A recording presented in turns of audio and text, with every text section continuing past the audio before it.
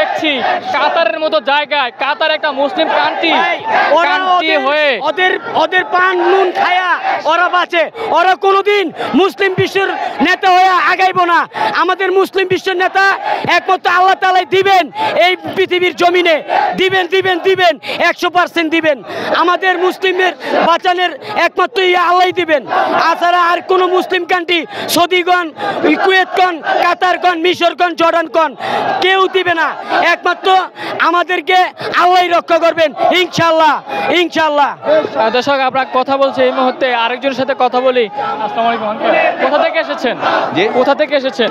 আমি চকবাজার থেকে আসছি। চকবাজার থেকে এসেছেন? ঢাকা থেকেই। বিভিন্ন জেলা থেকে ইতিমধ্যে মানুষ আসছে। আমরা দেখেছি যে গণ অভ্যুত্থানের সময় এই ফিলিস্তিনের পতাকাটি আমাদের উৎসাহ উদ্দীপনার জায়গায় ছিল।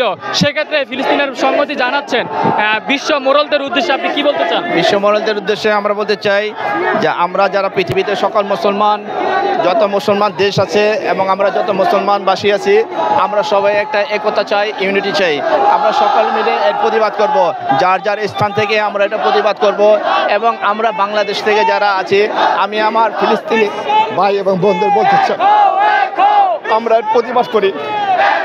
এই নিরহ ফিলিস্তিনি মানুষদের উপরে যে অত্যাচার হচ্ছে, এই মানুষদের যেভাবে তারা খুন করছে, এটা একটা জেনোসাইড, এটা একটা জেনোসাইড।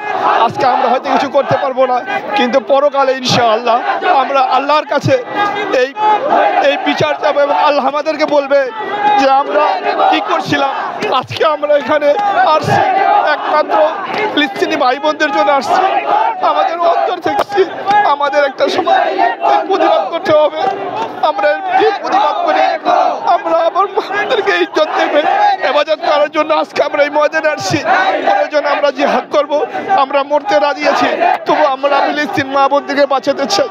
আমরা দোয়া করি আল্লাহ যেন এর সফলতা মুসলমানদেরকে দেয় এবং এর সঠিক বিচার ইনশাআল্লাহ একদিন হবে। আজ না হয় কাল একদিনের বিচার হবে, আমরা সেই আশা করি।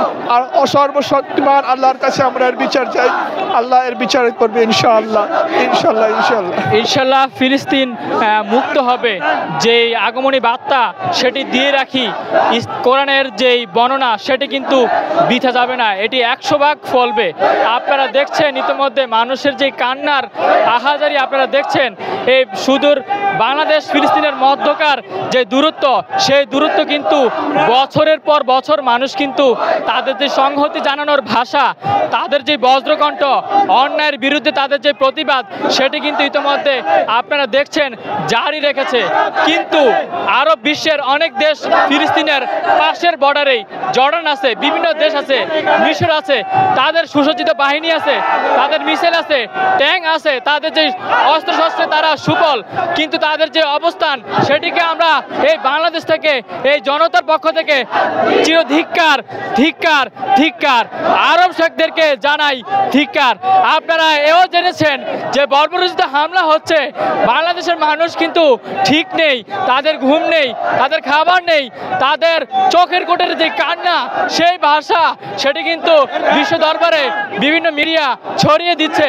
আপনাদেরকে বলে রাখি, কাতার একটি দেশ, মুসলমান কান্ট্রি, তাদেরকে ধিক্কার। গাজায় যখন বর্বরোচিত হামলা চলছে, তারা কিন্তু উৎসবে মুখর। তাদের প্রতি ধিক্কার, তাদের প্রতি ধিক্কার, তাদের প্রতি ধিক্কার। আমরা বিশ্ব মিডিয়াকে জানাতে চাই, আপনারা যে বর্বরোচিত হামলা সেটি তুলে ধরেন।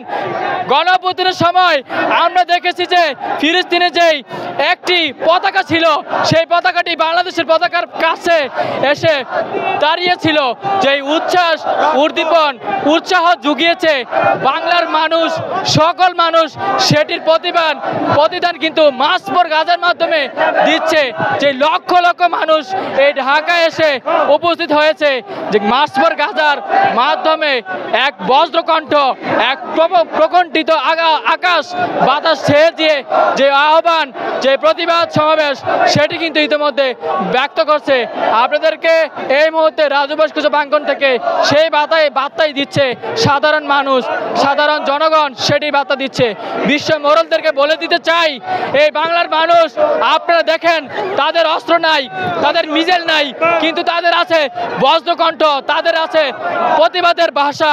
সেটি কিন্তু ইতিমধ্যে রাজু বসুধ প্রাঙ্গণ থেকে আপনাদেরকে দেখানোর চেষ্টা করছি। আবু বকর, সত্যকণ্ঠ, ঢাকা।